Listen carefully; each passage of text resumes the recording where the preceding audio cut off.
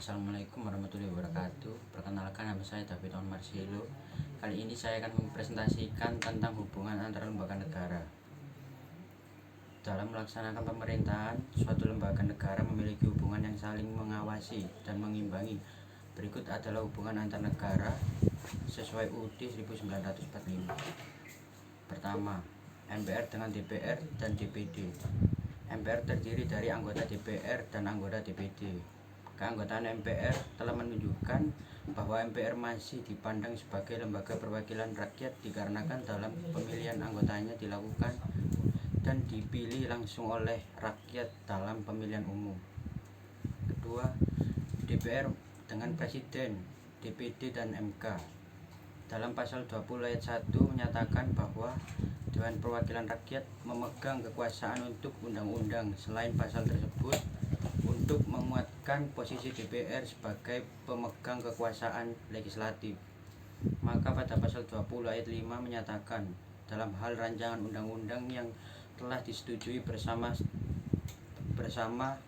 tersebut untuk disahkan oleh Presiden dalam waktu 30 hari semenjak rancangan undang-undang tersebut disetujui, hubungan antara DPR dan DPD juga dapat dalam suatu hubungan kerja, yaitu dengan berpartisipasi dalam membahas RUU yang berkaitan dengan bidang kerja tertentu. Ketiga, DPD dengan BPK. Hubungan DPD menerima suatu hasil dari pemeriksaan BPK dan kemudian memberikan suatu pertimbangan dalam yang berfungsi untuk pemilih anggota BPK. Keempat, Mahkamah Agung dengan lembaga negara lainnya.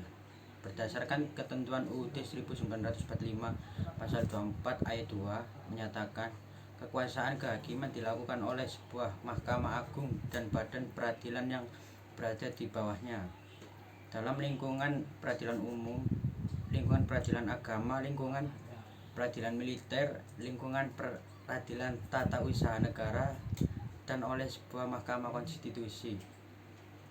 Kelima, Mahkamah Konstitusi dengan Presiden, DPR, BPK, DPD, MA, dan KY. Berdasarkan ketentuan pasal 24C ayat 1 UUD 1945 menyatakan bahwa Mahkamah Konstitusi berwenang mengadili pada tingkat pertama dan terakhir, yang keputusannya bersifat final untuk menguji undang-undang terhadap undang. Yang keenam, BPK dengan DPR dan DPD. BPK adalah suatu lembaga yang terdiri secara bebas dan mandiri yang berfungsi untuk memeriksa pengolahan dan tanggung jawab mengenai keuangan negara dan menyampaikan hasil pemeriksaan tersebut kepada DPR, DPD, dan DPRD. Dengan demikian, peraturan BPK dalam undang-undang terdapat berbagai perkembangan, yaitu pada perubahan bentuk organisasinya secara struktural dan perubahan mengenai perluasan jangkauan tugas dan memberikan kebebasan pemeriksaan secara fungsional. Demikian presentasi dari saya. Assalamualaikum warahmatullahi wabarakatuh.